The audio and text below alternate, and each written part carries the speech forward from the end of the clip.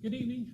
Thank you for joining us for our board meeting this evening. It is our customary to do a prayer before our board meeting starts. So I invite you, if you'd like to participate, to do so. Mr. Thompson. Father, we're grateful for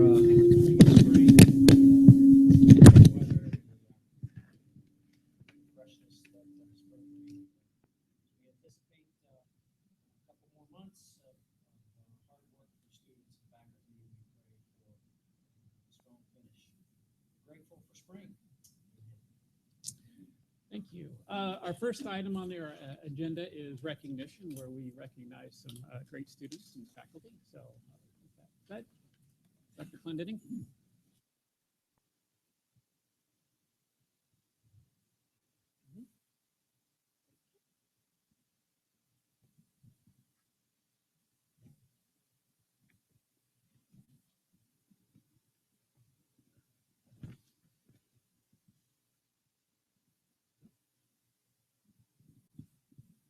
This is the best part of our meeting. It's great to see our room filled to capacity tonight as we recognize students and adults for great things at Franklin Community Schools. We'd first like to recognize two individuals who were participants of the IHSAA Wrestling State Finals. Franklin sent two representatives to the Wrestling State Finals, Burke Vanhorn and Quinn York. Burke made an incredible run through the 160-pound weight class to finish runner-up, and Quinn finished 7th. Both wrestlers earned a podium finish by finishing in the top 8 overall. Congratulations.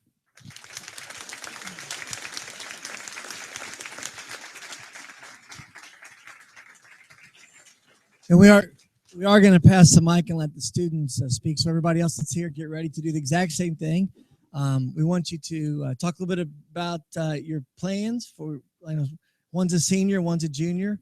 And then also anybody that brought you, and if you want to give a highlight of the tournament, that'd be great as well. So that's to you, Mr. York. I'm not really sure what to say. Where are you going next year? I'm undecided right now. Okay. And talk about the tournament itself. I know that you had a great run. You had took on some tough competition. Yeah. It wasn't what I planned to place, but it was still a great experience. You made us proud. You did a great job. I know that Coach Austin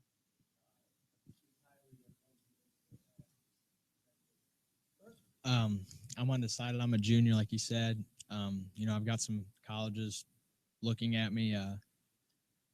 The tournament was it was fun, actually. I've never been. It was always a dream to go. For my first time going, I really didn't believe that I was going to be underneath the lights, to be honest with everybody. But after the second round, and I wrestled a kid from Center Grove that I wrestled multiple times, I kind of already knew that there was an opening, that I was probably going to be in the state finals that night. And,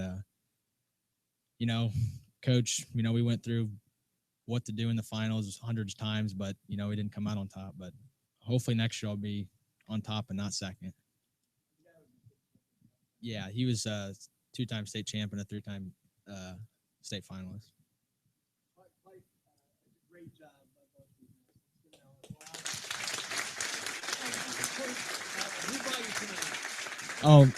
My mom brought me tonight. My dad was working, so he couldn't get here.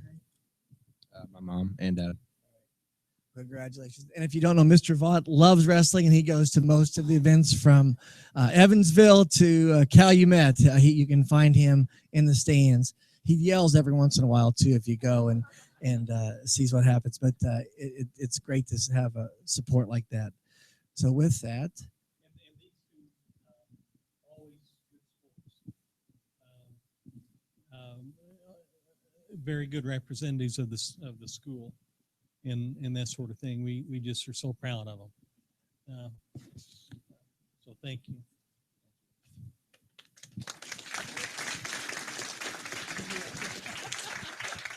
All right. Hold on, we can do pictures. Sorry.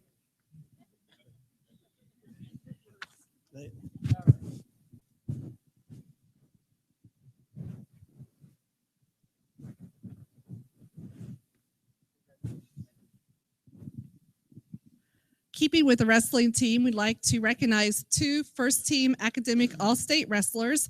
Trevor Reese and Shane Wilkerson earned first-team academic All-State from the Indiana High School Wrestling Coaches Association.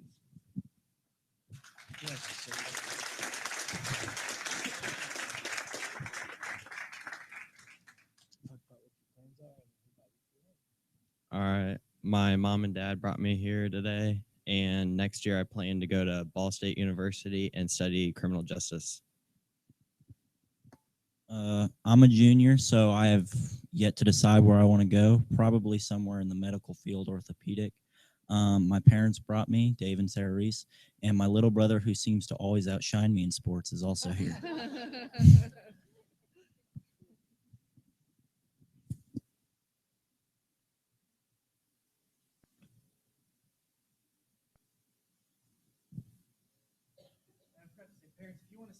Get in the aisle for pictures, please do so. I know that it's crowded in here, but thank you, gentlemen. Great job.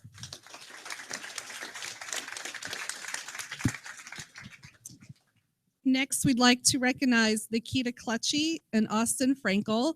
They both earned academic All-State from the Indiana High School Bowling Association program.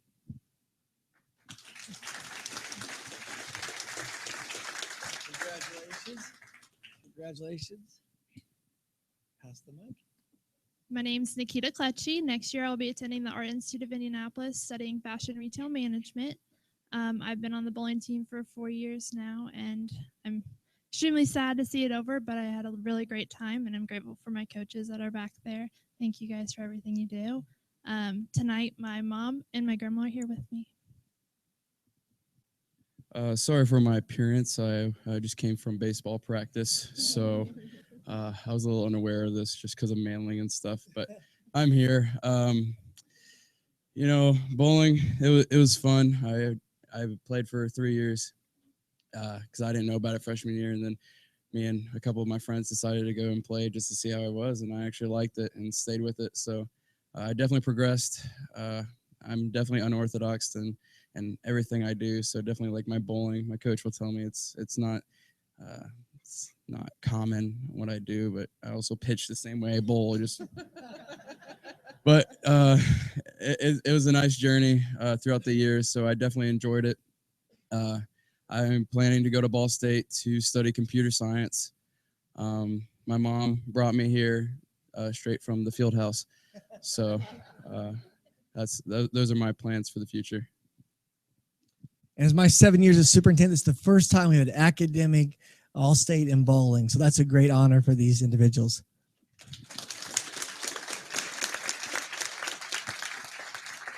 Okay.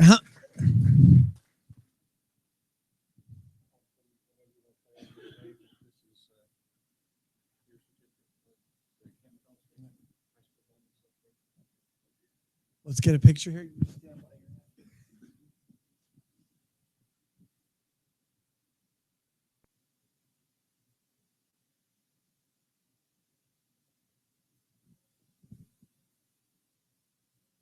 Congratulations.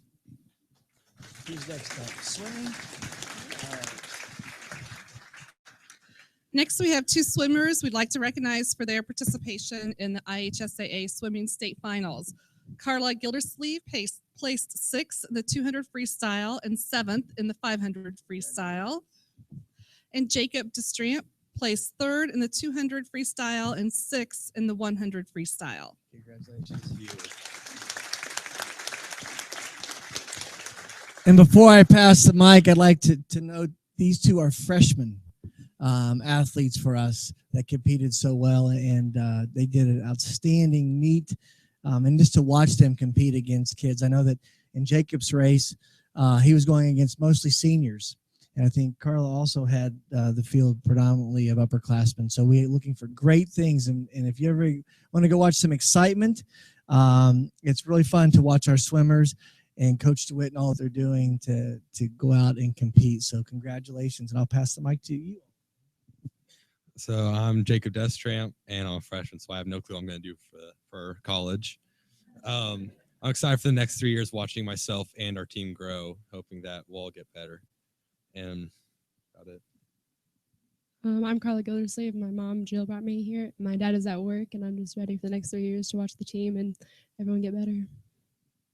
The Stramps had quite a weekend at the state finals. I'll just go ahead and put a plug in for his brother, who was one of our former student athletes. That same day that Jacob placed third, his brother swam for Indiana University, and I believe he placed 5th and 10th for IU. And so it was a great weekend for them and their family. So congratulations to everybody.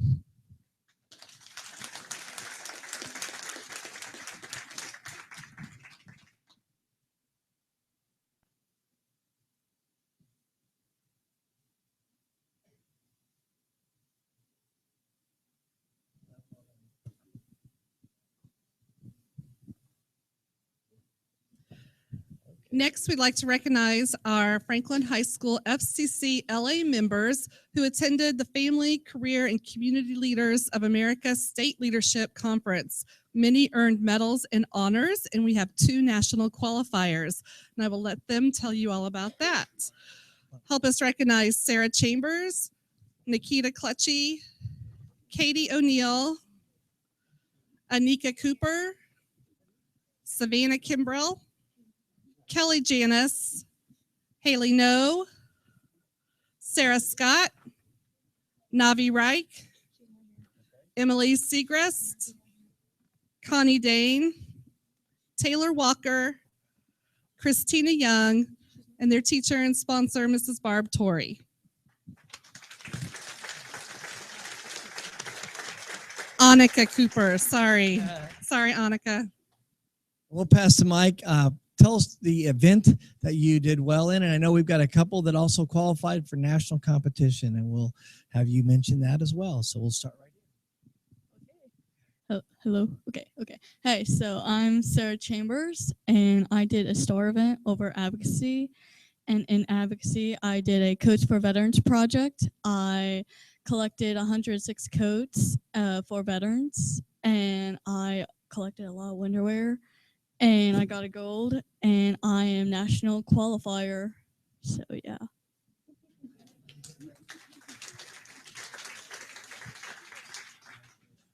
I'm Nikita Clutchy again. I completed the STAR event fashion construction, where I completed a dress and jacket combination. And I presented in front of judges. After my presentation, I got a silver medal and was invited to compete in nationals in San Diego this summer. And yeah, that's it.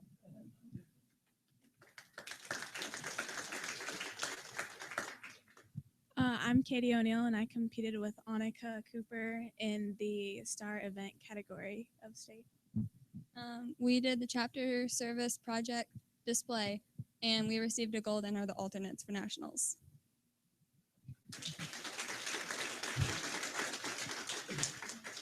I'm Connie Dane, and I competed in the Teach and Train project, where I taught a class of 4th graders a lesson about Vietnam, and then presented my lesson to a panel of judges. So I received the silver.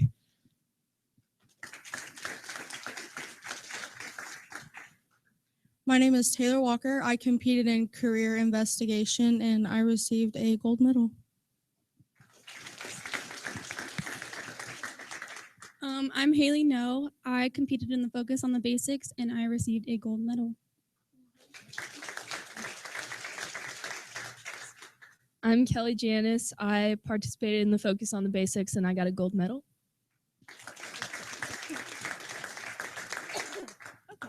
I'm Sarah Scott. I received a gold on my Focus on the Basics project as well.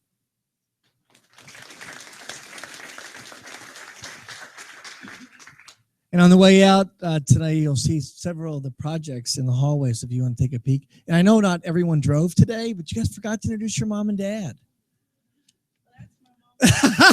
So we're all going to start pointing back and forth. Well, we thank you for bringing them. Last year, if you recall, Mrs. Torrey was also the State Teacher of the Year in this for her sponsorship. So she's done a great job to put Franklin on the map with regard to FCCLA and what they're doing, and our kids really benefit. So on behalf of all the faculty and staff, we want to thank Mrs. Torrey. She does a phenomenal job.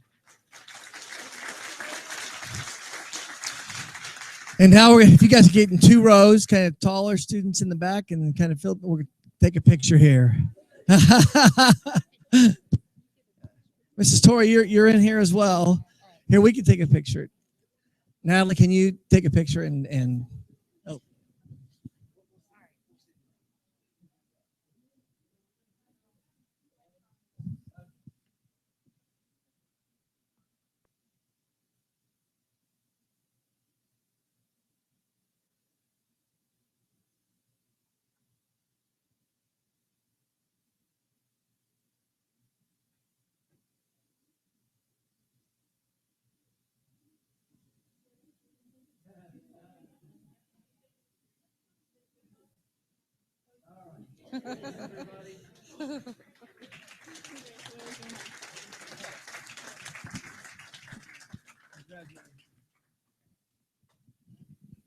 Next, we'd like to recognize 2 unique partnerships we've had with different community members. FCHS Harvard Model Congress has been fortunate to have received the assistance of Shalise Woods for our district court team. Shalise is an assistant United States attorney who has volunteered her expertise in the courtroom to our district court teams for the past 3 years. She helps the students prepare opening and closing statements, how to interrogate a witness, and general courtroom procedure.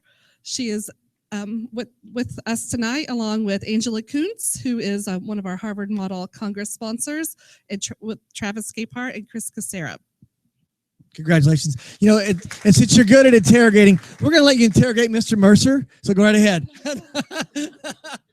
Just, you know, on behalf of everyone, I know this is several years where you've helped us.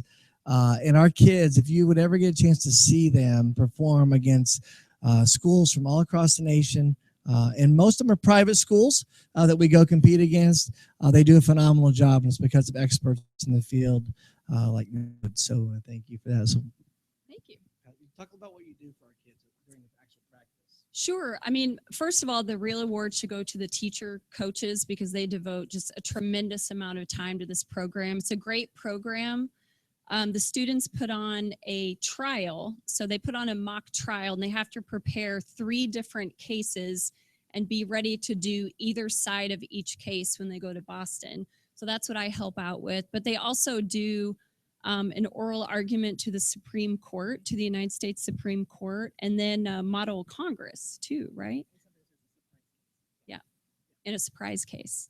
So it's just a really amazing program. And, you know, usually the students come back later and tell me when they get into college or even beyond college with schools I've worked with that just the ability to stand up and talk in a room of people and think on your feet is the biggest skill that they learn from this program. So even if they don't go on to become attorneys, and I sometimes discourage them from doing that, you know, they take those skills and yeah, they use them in college and beyond. So it's a great program.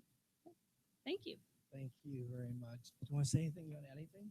Sure. I just wanted to thank Shalise for helping us out. It's great for our kids to see someone who is involved in their community and is just a strong leader and willing to give their time. So I think this helps us on our journey from good to great. So thank you. Thank you. And the good news is her kids are at Webb Elementary, so we got a lot of years to have her help us. So that's a great thing.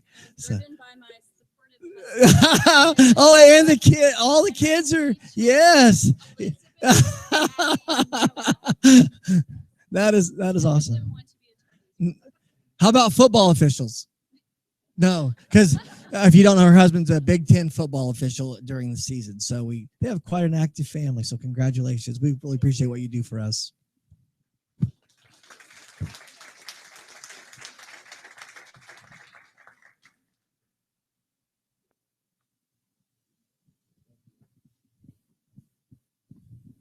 Next, we'd like to recognize a partnership between Northwood Elementary and Franklin College, who partnered to provide extra support for struggling readers during the month of January. Dr. Susan Crisafulli, Ellen Paris, and Katie Smith planned and organized the experience. This opportunity partnered Northwood students with 21 college students to support literacy. The college students provided support in the classroom and after-school tutoring 2 times a week. Ellen, Katie, and the literacy coaches provided intervention strategies and information on the effects of poverty during the partnership. Dr. Krista Foley provided literacy opportunities and experiences during their time on campus. We're very thankful for Dr. Krista Foley's passion and ideas surrounding literacy. It's a win-win for everyone. Thank you very much. Congratulations. You just talk about the program and then anything else you would add? Franklin College faculty teach winter term every other year. And I read about a study a couple of years ago that said the chances for academic success are directly correlated to the number of books that a child has access to in the home. And that really grabbed my attention. And I started thinking about what I could do to help with literacy efforts. Franklin College is really big on service learning and on immersive experiences. So my students, where some of their friends were in class for just a couple of hours a day, they committed to being on duty from 8 to 4 every day during January, 5 days a week. Some of their classmates were just 4 days a week. So it's my students who I wish they could have been here tonight. They were so devoted to the class. Everybody, every single student. It's rare that I get to teach a class where every student is engaged and invested in the course, and every student was. And that's in large part thanks to the wonderful experience they had at Northwood and all that Katie and Ellen did to help them understand these issues and to be able to work one-on-one with the students. And I've recruited some really good teachers out of this that were on borderline what they should do.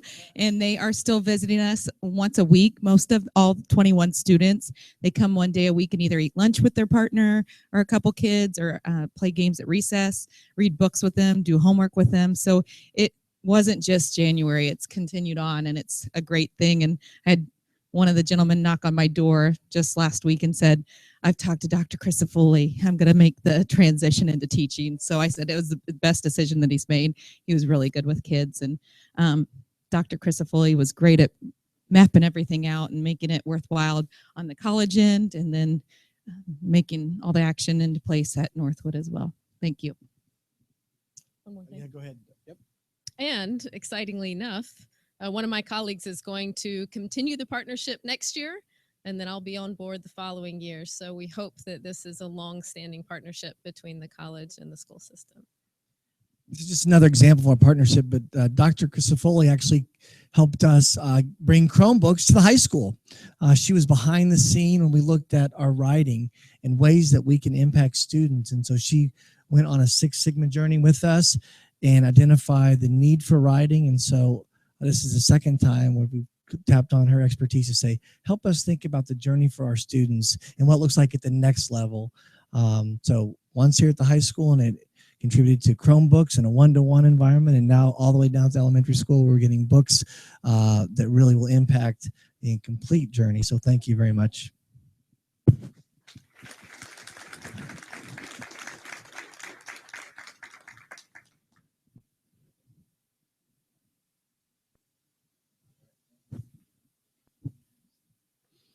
And that will conclude all of the recognition. Now is a good time if you want to exit. If you want to stick around, you're more than welcome to stick around for the board meeting.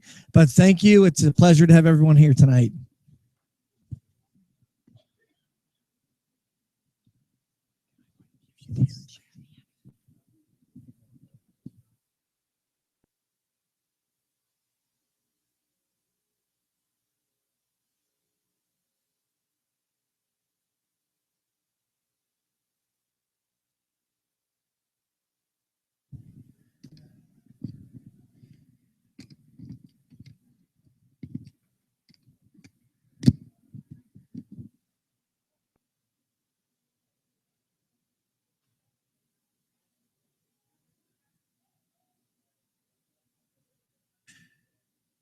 Okay.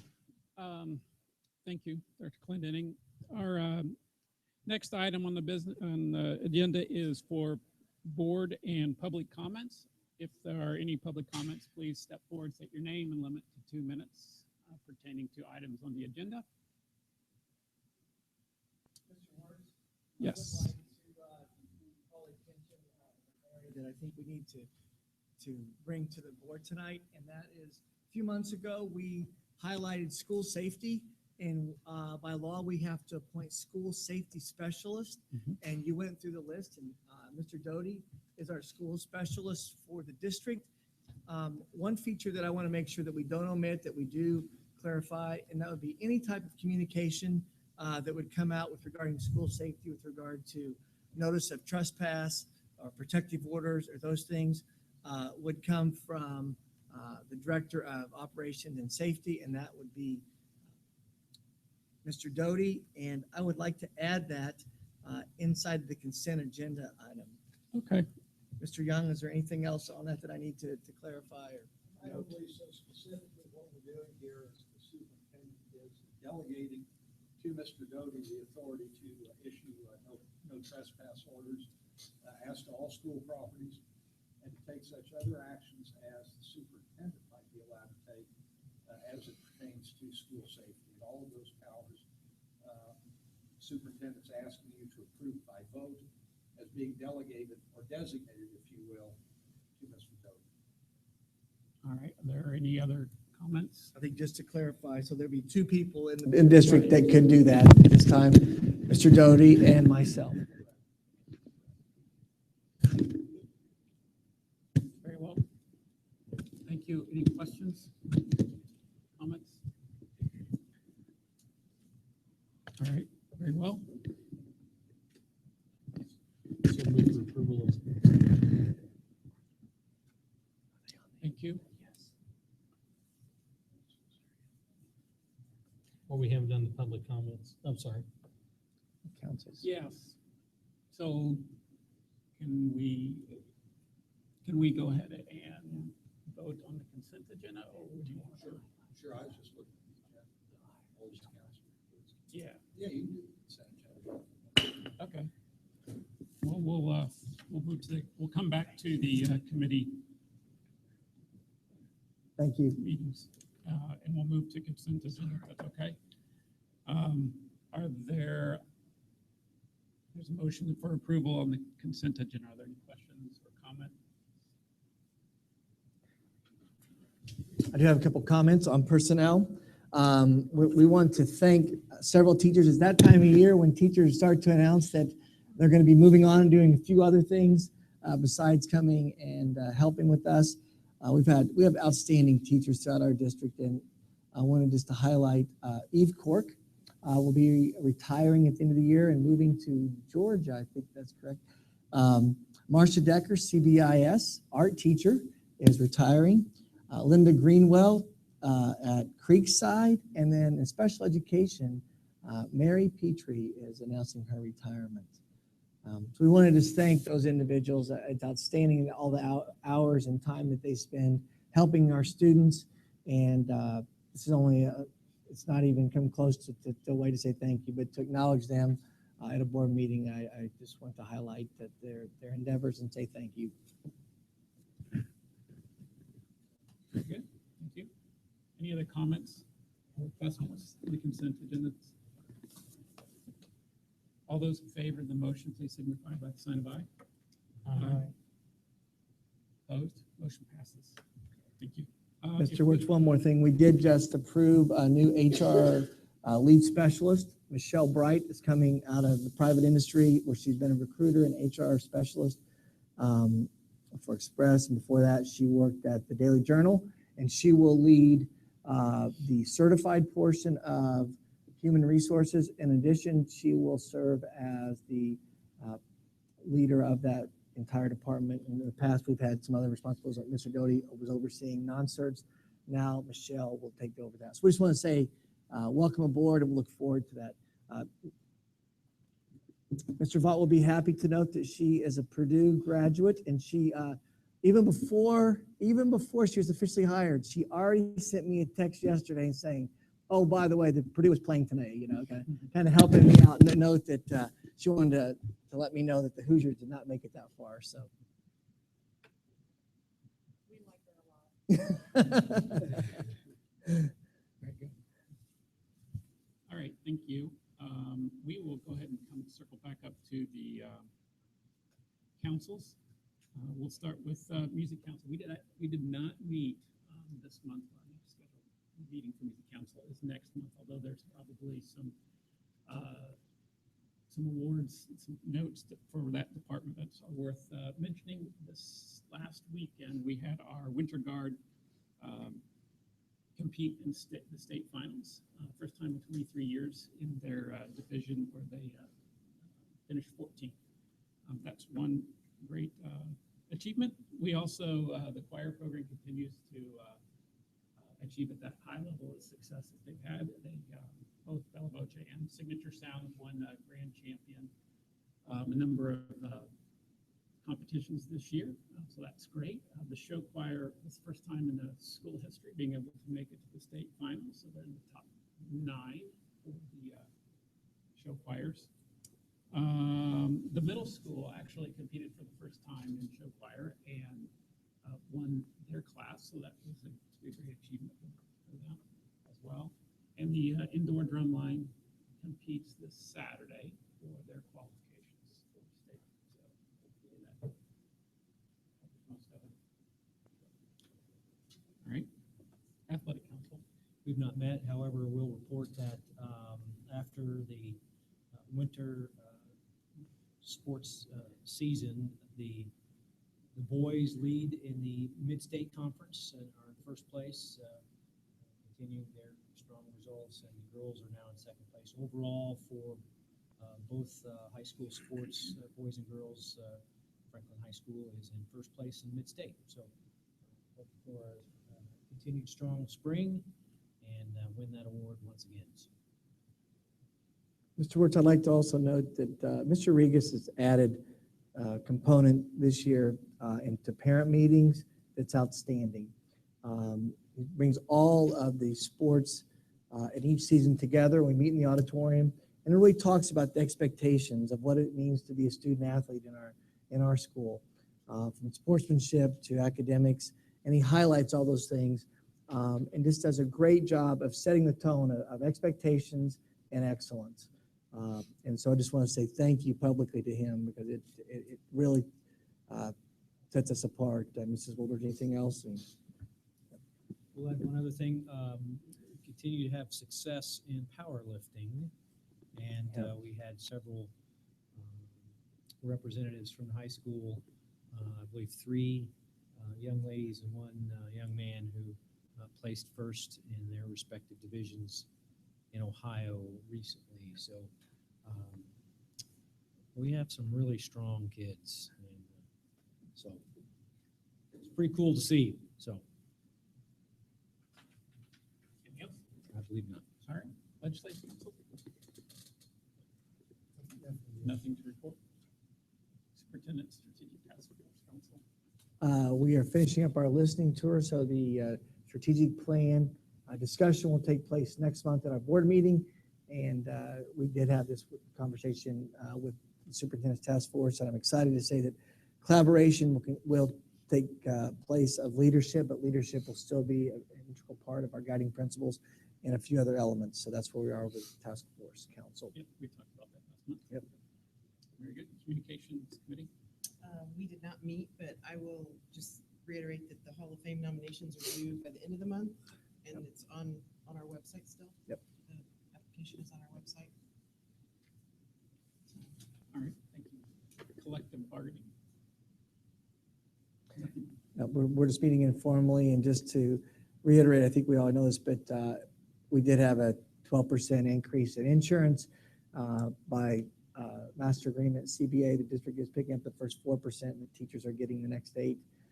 We did meet with Doug Johnson 2.5 weeks ago, and we have another meeting scheduled where Mr. Wallace and his team are meeting with us, thinking about insurance and the dynamics of that as it plays out for us in the future. Thank you. Central 9.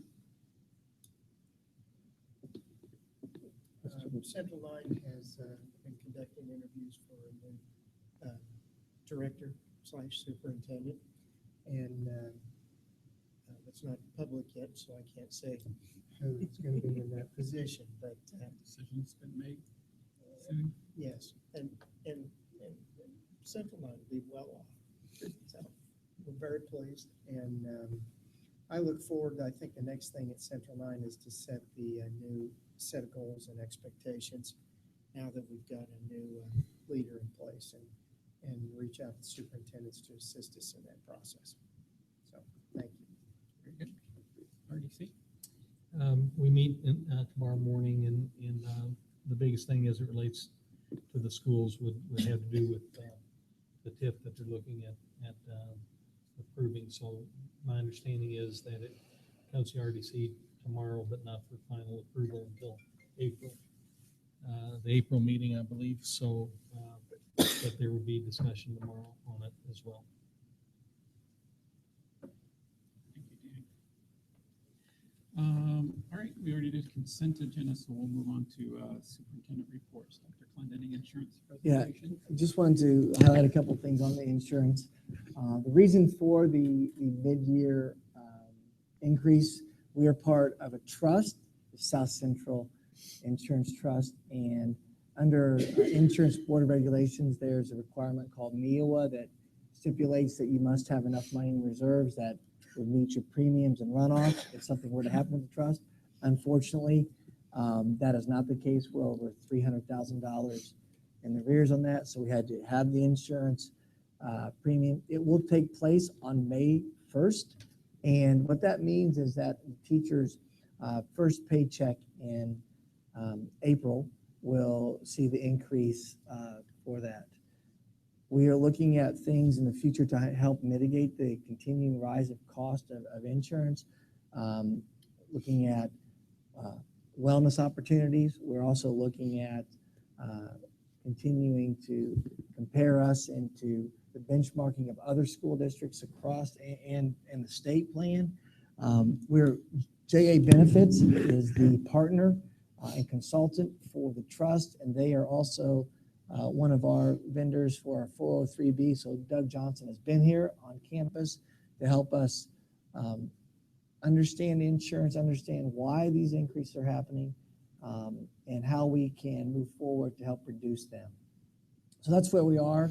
We had a presentation on last week ago, Thursday, where Bill, Bruce Cunningham, Jeff Mercer, Doug Johnson, and I met with the teachers. We did videotape it. It is on our website. We spent about 90 minutes talking about the insurance, walked through the premium increases and why the impact was occurring at this point in time, and where we can go from here. So wanted just to highlight that we really need everybody's help and collective thought in this as we move forward. It is a benefit that we all appreciate. We all want to move forward and be most prudent in our dollars and how we can impact both the teachers and our community with this. So that's our presentation. Mr. Mercer, anything else?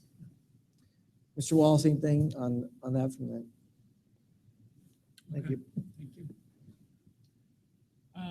High Ability Program 2016-2017, Dr. Hyden.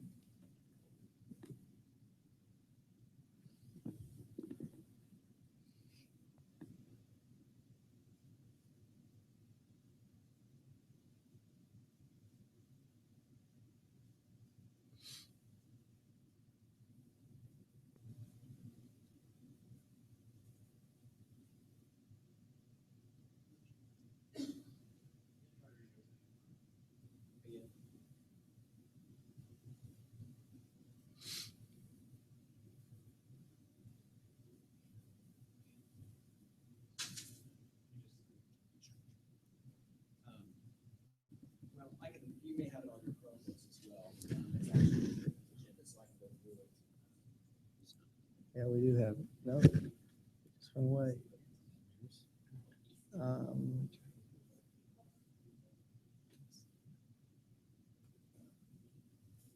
We'll probably get it in a moment, but it's on your Chromebooks. And so I want to talk about an update on a few months ago. I came and presented, and we talked about coming back in March and presenting further on our work this year. Just to review the rationale for going forward and looking at our high ability program was the program evaluations that we had done.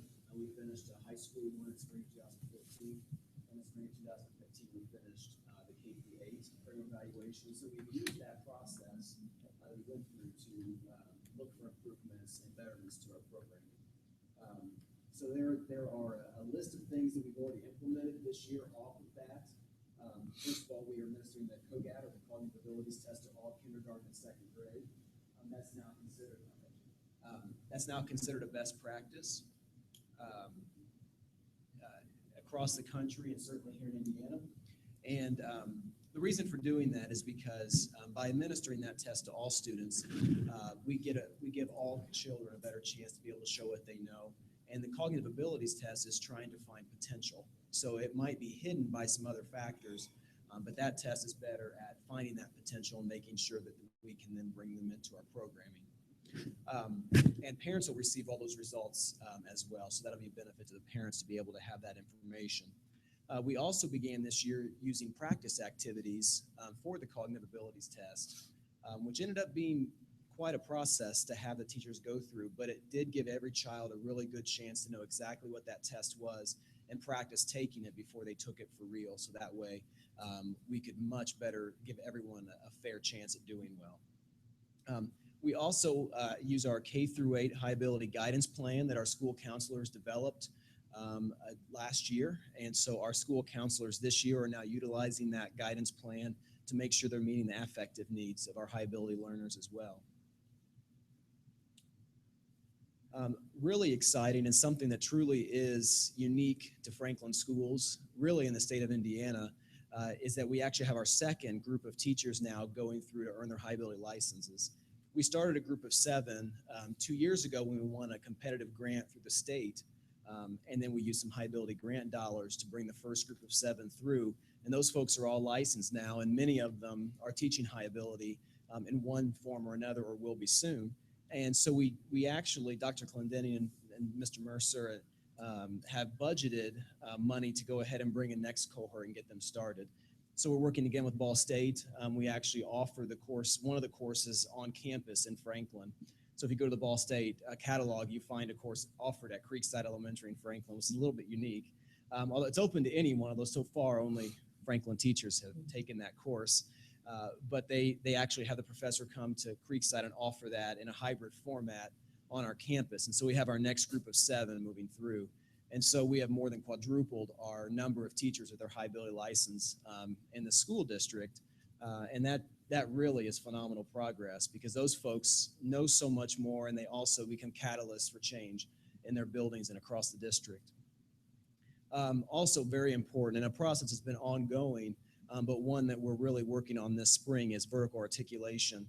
Within the buildings, they already do that from grades 5 to 6 to 7 to 8, 9 to 12 through their professional learning communities. But we're on a process now of also aligning that again between buildings and across those transitions. We have a curriculum already aligned, but we're working with the teachers just to find out any issues we have and iron those out and make things smoother and better for the kids. So we're working on that process this spring. These next changes are to be implemented this fall. At Creekside and Northwood, we will move to self-contained classes, so they'll be split, grades 1, 2, and 3, 4. We've had self-contained rooms at Creekside and Northwood in the past because the numbers were able to allow that. But we're moving to these split grades to allow for those self-contained classrooms, even if we don't have the numbers to make just a 3rd grade self-contained class.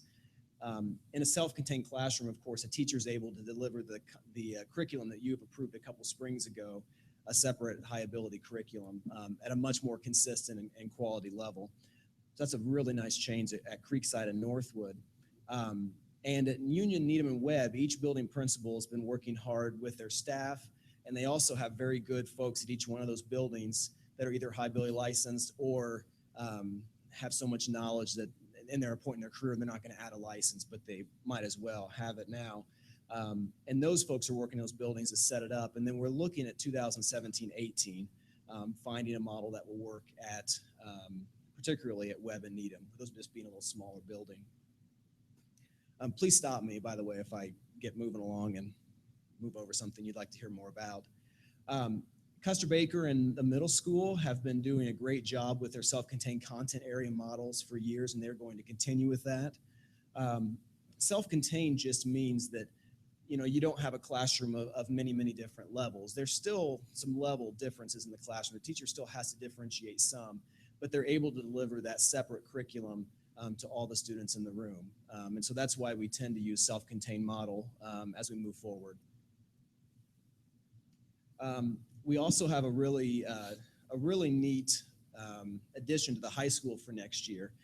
We're going to be using some of the high ability grant dollars for this fall to fund an additional school counselor at the high school, and that person's job will be twofold. One is to focus on high ability students and their college and career ambitions and try to help them achieve their goals, and maybe even help them raise their goals if they're not thinking big enough for what they could do. And then also just to work on college and career readiness with all seniors also. But that will be a very unique position to focus on that really important area. The school counselors already work hard in that area, but it's just difficult for them to put that kind of time and effort in with all of their other responsibilities. And then also a waiver for students taking the AP courses. We would like to make sure that kids know that AP courses are open to anyone, and that's not going to change. But we do want them to understand when they sign up, if they haven't met the prerequisite skills, they need to be ready to take a very quick pace and move along and keep up.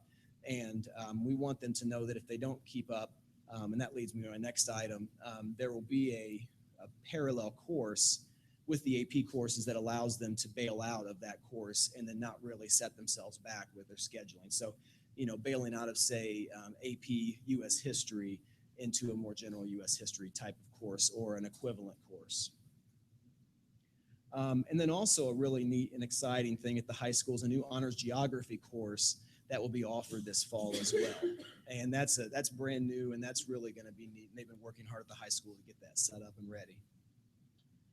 And my final slide is to talk about 2017-18. It's not too early to think about 2 years down the road, but we are looking at high school biology as an honors course being offered.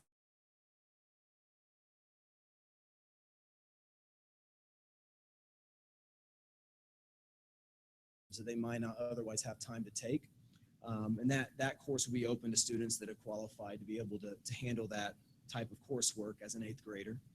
And then we're also going to be working with teachers, several of which are earning their high ability license, to rethink and remake the honors English courses at the high school in grades 9 and 10. They will very much drive that process, and at the end of it, they will have created a course that then they'll get to execute themselves, and so that'll be a really fun process to work through next school year for the following fall. What questions do you have for me? I do have one more course offering. AP Calculus is offered both AP and AB and BC right now as advanced placement class. We are going to bring back an intro to calculus class as well. That will parallel what we're talking about with regard to the waiver. We need to make sure that our kids are math serious and ready to perform at that high level for AB and BC. We want to give them the opportunity, but if it doesn't work out, we also need them a place to fall. And if we went to the waiver, there would be no place to move to. So that will be becoming part of the curriculum inside of the math domain. And the teachers brought that forth, and that was not part of, Mark may not have known that with regard to the high ability, but it's really because everybody could do it. We are going to put a calculus class in there to make that fall a little bit easier. Can you go back to the waiver? I'm sorry, maybe I Yes. didn't pick up on that. So explain what the intent is.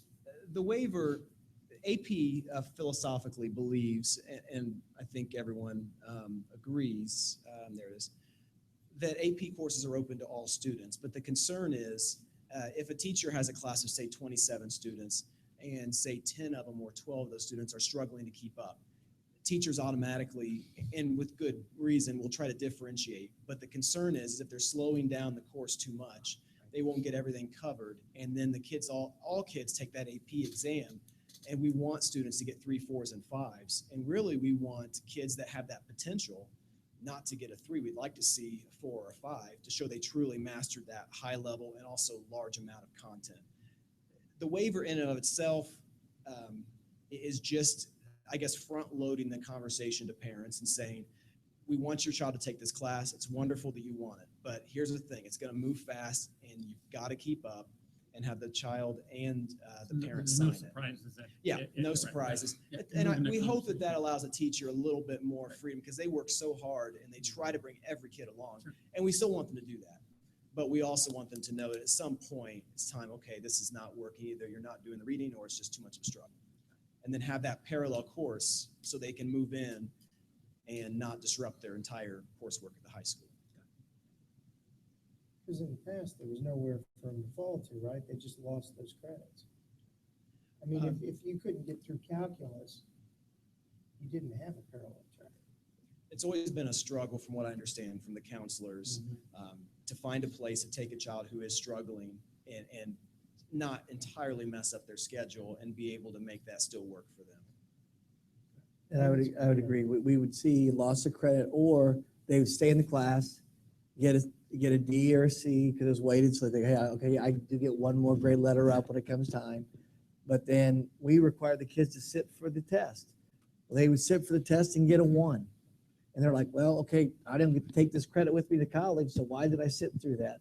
So this is one place to say, looking at our data, remember when the two professors from Ball State were here, they said, when I see the number of kids in high ability in your program, your percent of 3, 4, and 5 should be higher.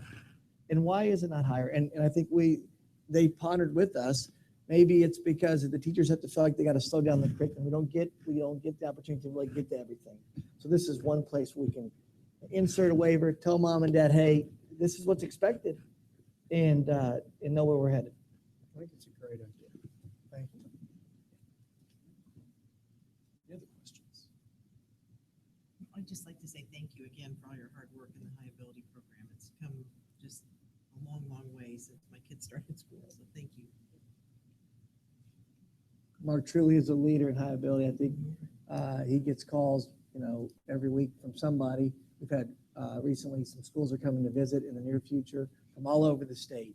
As we said last week, the state asked Mark to put a little blurb in about 200 best practices for the honoring of Indiana in the years of being around. And so our program will be highlighted. But all the kudos to Mark. He's put forth a lot of effort, energy to really make this the state leader. So thank you, Mark. Thank you. Mark, you might as well stay. Oh, don't look too far. We've got hang on. All right. Update on the GEO bond. Thank you, Mr. Wirtz. And I can talk about the projects. I don't know if Jeff has anything to add from a finance piece of it, but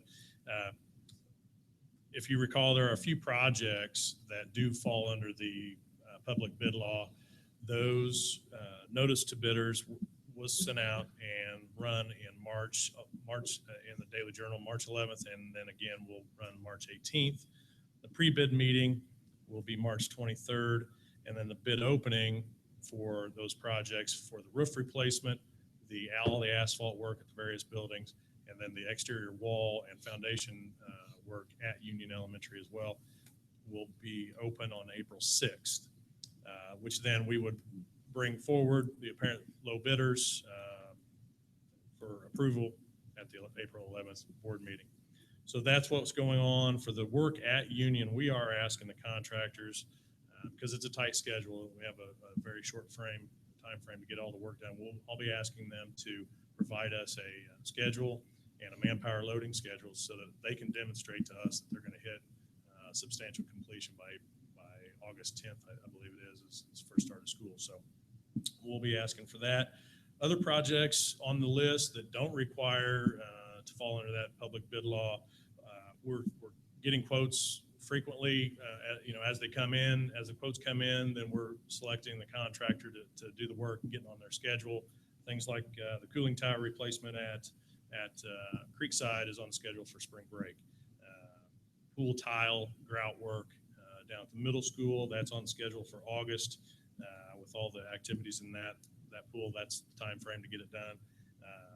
Gym lighting and the floor recoating, that work is being quoted right now. Once we get those quotes back, then we'll get that scheduled. So just some things going on kind of behind the scenes, no work being done yet, but all the preliminary stuff is in progress. I don't know if Jeff has anything to add from a financial. I do, but it's not going to be near as much fun as what you just gave. I received notification today. The bond sale was supposed to take place last week. Roger Young and I met in my office on Thursday to call our third party, Thurber and Brock, which we did. He was not there. I received a phone call back today, and Roger indicates, Lonnie indicates he forgot the sale was last week. It did not take place, and so I have asked to reschedule that as soon as possible.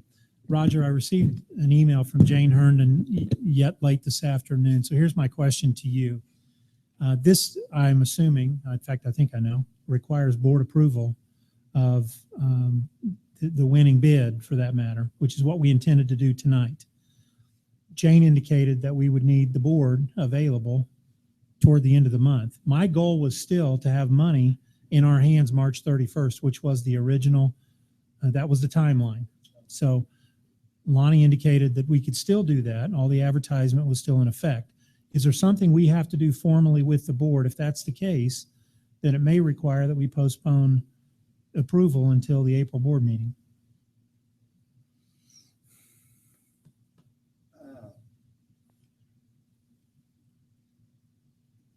I don't believe so. Okay. I'll check and confirm. I think the authority, well, the bid committee will approve the bid.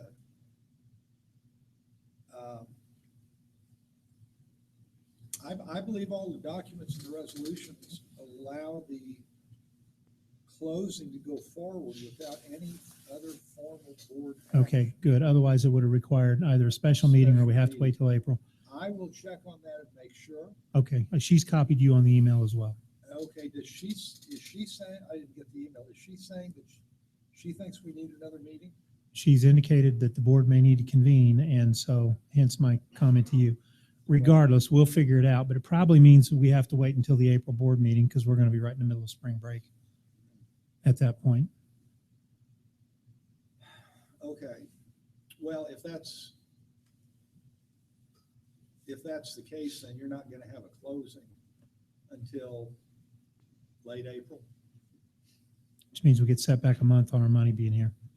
Yeah, Which really didn't want that to happen. neither do I. Let me check on that. And Okay. see. We will not have a majority of the board available. We don't, if a special meeting is necessary, it only takes 3 members. Right. And I don't know.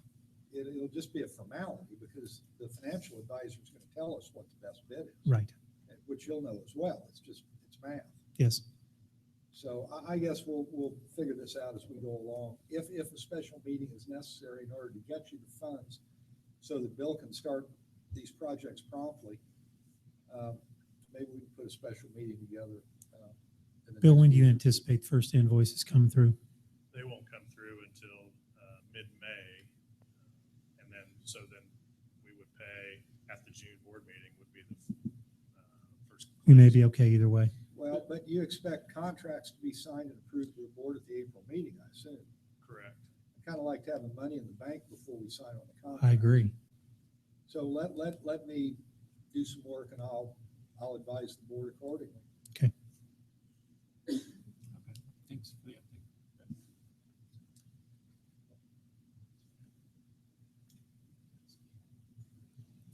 Okay.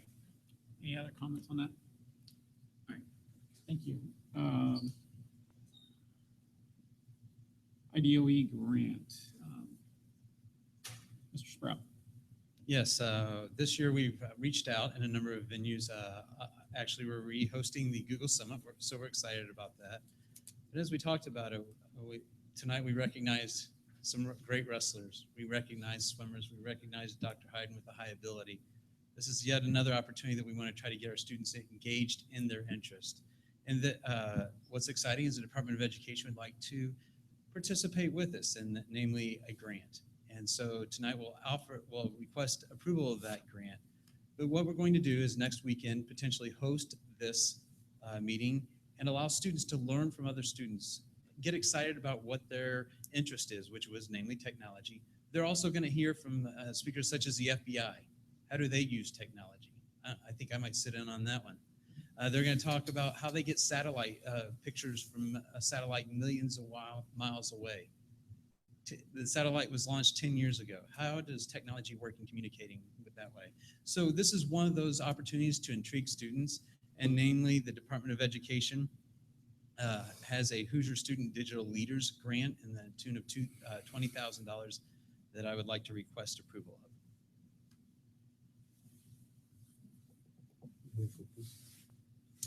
All right, there's been a motion. Are there any questions or comments? Hearing none, all those in favor of the motion, please signify by a sign of aye. Aye. Opposed? Motion passes. Thank you.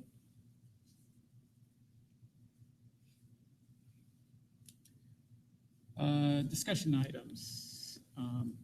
Dr. Clendenning, policies. First, we'll do a handbook very quick with regards to a few policies as well. I'm Policies sorry. are- Did I go out of order? Roman numeral, also policies, Roman numeral 1 through 31. Mr. Mashmeyer enjoyed 2.5 hours of conversation and review of the policies. So as we look at these, there were a few that actually needed more work, and actually I'm meeting with Mr. Young next week on the ones that we need clarity. But we did go through Wordsmith. I would ask that you please look over them. And at this time, they are discussion only. I would like to note that we've talked about this, but Lewis and Kappas now serves as the attorneys for Neola. Neola is the body that we use. Lewis and Kappas is the Indianapolis law firm. This took a little bit of time. I think some of the wording and different things that we have go through this. And so we're going to continue to work on that. But Mr. Mashmeyer did devote, like I said, 2.5 hours going through each one of the elements and working them to fit the language that we believe is best for Franklin schools, because that's always our practice. So I would ask that you please review them. We'll bring them back for board approval in April. We tried to make them more flexible. The new drafters seem to want to tell us what to do instead of give us options.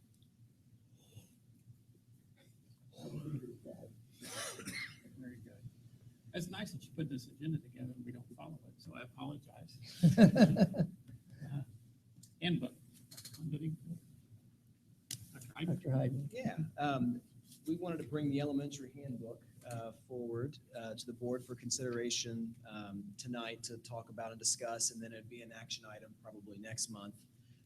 Just to call your attention, we have a document in there that shows the changes from last year's handbook to the proposed next year's handbook.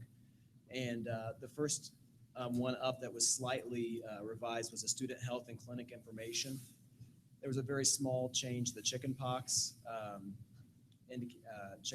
item there. And then also Amanda Martin made some small changes on immunizations that fit closer to what Indiana code actually says. And then on vision screening, she clarified that a little bit more as well. So very minor changes there. Taking a look at transportation, if you look in the handbook, I didn't attempt to put all the changes in there. We had an outdated version of the document the transportation department has all the kids sign off on and parents sign off on. We used the new one and placed it into the handbook so that way transportation department would not have to get a separate sign off. When the parents and students sign off for the handbook, they'll be signing off for the transportation protocol as well. And we also included the actual danger zone bus diagram in there too. I think we will still send those home probably separately in paper to make it really clear to students that protocol and also the dangers and how to ride a school bus appropriately. But the sign off will be handled now together for both documents. There's a very small change to the student dress code. It really is not a change in actual action, but we clarified about flip-flops. It currently said sandals with straps, but that's a little bit unclear.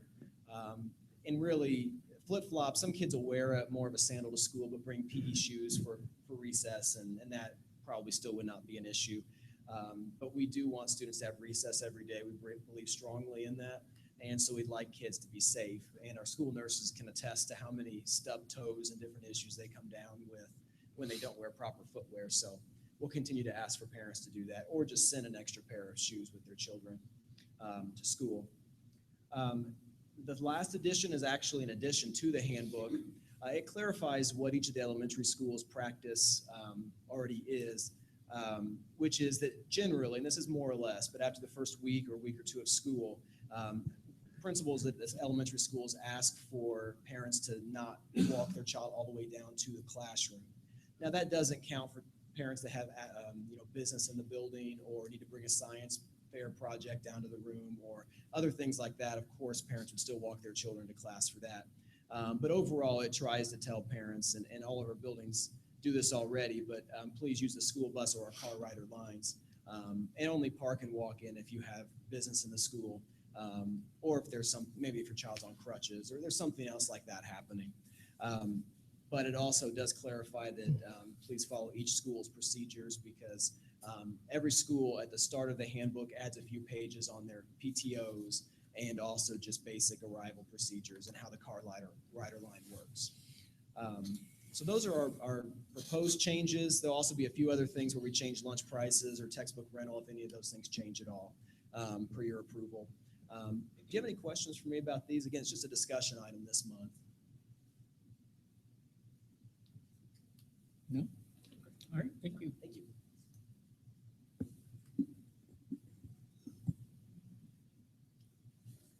All right.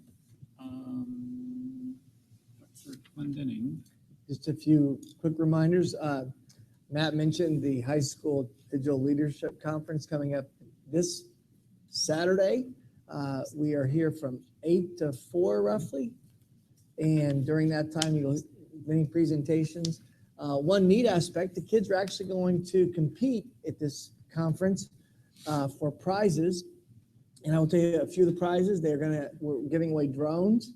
I think that's right. Is that drones for this one? Of the Google Summit. What are they getting this time? Get this. And one of the prize items, Matt did get cardboard boxes of for each student for the 3D Google Expedition type adventure. So that's exciting. Matt's done a great job on this. I know he's a lot of hours on what he's doing, but we highlight so many other people, but I do want to highlight Matt in bringing this here. This is the only school in the state of Indiana that will host this. And it's my understanding they've already asked, will you guys do it again next year? So he just does a great job on what we're doing. So thank you, Matt and Doug and your team. I do need to apologize. We did skip over. Yeah, I'll go ahead and finish board. I'm just a mess tonight. That's all right. We are going to do a retreat coming up on the 16th and 17th. Part of that will be how to read the agenda. No, just kidding.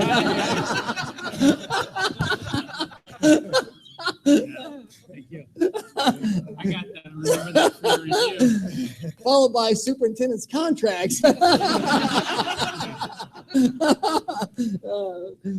But no, on a serious note, we will be June 16th and 17th. Presently, we're still planning to go back to Bloomington. We'll do the same format as last time, where we spend time just as a board, and then bring admin down with teachers and talk about where we are. And so we're looking at probably bringing some guest speakers in as well, and I'll give you more information about that as we move forward. Creekside Dugouts, Mr. Doty.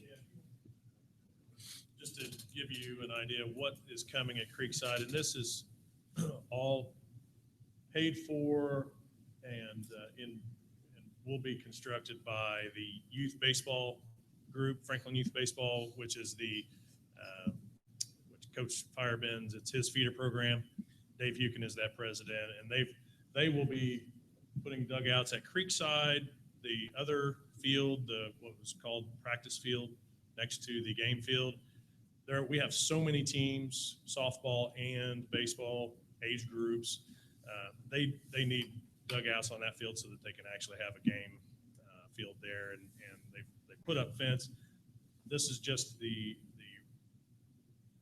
plan view that you can see, and then what it would look like. Very, just a slab concrete pole structure, shed type roof. So just wanted you to call that to your attention. You'll see that as now that nicer weather is on the way. Hopefully, you'll see that going up, and that's all paid for by Franklin Youth Baseball. It's similar to what we did with the soccer group where they went ahead and built the concession stand and then turned it over to us. So it'll be the same thing here. Very nice. All right, so let's wrap back around to the textbook adoption. Sorry about that, Ms. Brown. No worries. If you open up that document, you'll see the, primarily it's made of math, and our math committee has done an excellent job reviewing and researching and coming up with what I believe are the best curriculum resources for our students K through 12. And in addition to math, Mr. Bailey at the high school is changing his consumable novel for the summer reading. We're adding an honors geography curriculum resource since we're adding that class. Advanced composition is also a new class that requires new resources. World languages at the middle school, we've done a really nice job this year of aligning and really organizing the 5 through 8 journey through world languages. And this is a nice book that will be a classroom set that will travel along with the 7th grade class. And then 5th grade would like to add a novel for their kids as well, consumable novel. And that really wraps it up for textbook curriculum resource adoption. Any questions? Any questions? If a parent would like to review any of these, where do we have them? They're at Northwood in the LGI room. Thank you. Thank you. I should say Northwood LGI room for K through 6. Go to the individual buildings for middle school and high school. Okay, anything else on that? All right, thank you. In random order, we'll go back to board and administrative comments. Any other board comments? Administrative comments? Nope. Just to cut one more thing, I want to talk just briefly about C9 for just a second because it impacts calendar. We have a praise for the high school. We have 110 students signed up for C9 for next year. That is about a plus 30 gain for us in students attending. So their work they've been doing this year is outstanding. With that, I needed to note to everybody, the C9 calendar is 2 weeks off of ours. So that means students will go to C9 to start, and then they'll go for half a day. And then where we have like fall break and spring break, there's a little bit of gap there. So as those numbers continue to grow, I think it's going to be one thing that we have to continue to think about in terms of our calendar. How unique do we want it to be in that? If you recall, we had the discussion about balanced calendars, if you will. None of them are truly balanced, but at the time, more of the C9 were like us. At this point in time, they've all kind of migrated together and coalesced around this concept. It's not decision-making today, but I did want you to be aware of it. I know Bill's had conversations inside of his board as they talk about this, but as our numbers grow, which is a praise, that also means our students are being impacted inside of those calendars. The only thing else on that? I mean, we're the only one that didn't move toward that calendar. Well, the part of that, I mean, the Marion County schools were driving that, right? The original Initially, conversation, yes, and the yes. Johnson County schools were not, but now the Johnson County schools have joined that. Yeah, but for us, the decision is, do we want them to drive our schedule, or do we want our schedule to be driven from the folk, from what we think and the folks in our community? And so, to me, that's, I know when we went through coming up with our schedule, that was done with a lot of input from the parents and that sort of thing. And for myself, I would sure hate to. I mean, we've got over 5,000 kids in our community and in our schools, and the thought of I mean, if we got the input from our community and they said, yes, we would love to do that, then that would be one thing. But absent that, then you've got something that started with Indianapolis schools and has migrated to the other schools in the county except for us, and how it affects 110 students versus how it affects the other 5,000 students in our schools. So for myself, that would not, that needs, I would think that needs a lot of thought. Well, we have this year's calendar and next year's already adopted, so we're talking, 18, 19 before it would impact us. But I do just want to note to everybody what's taking place. Once again, praise, but we are going to have the high school students. So just wanted to be aware. The community should drive it. Yep. I don't disagree Yep. at all with that.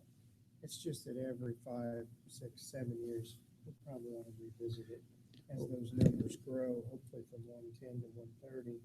And as it becomes more common, not just throughout the country, but throughout our area, that's moving to a balanced calendar. The community may have a different view. They may not. They may like what they have, and that's fine. We're elected by them. We'll do what they tell us to. We will survey, if you recall, Mrs. Nally is the leader of our calendar discussion for teachers, and she meets with teachers as well. We did survey the parents both times when we first went to this elongated breaks that we've had, as well as when we renewed it. We'll do that again. So that'll be on her schedule to reach out to parents and ask them. We'll go to PTOs and talk to them as well. So just wanted to make you aware of that. So thank you. When does that exercise start back up? We will probably start next fall.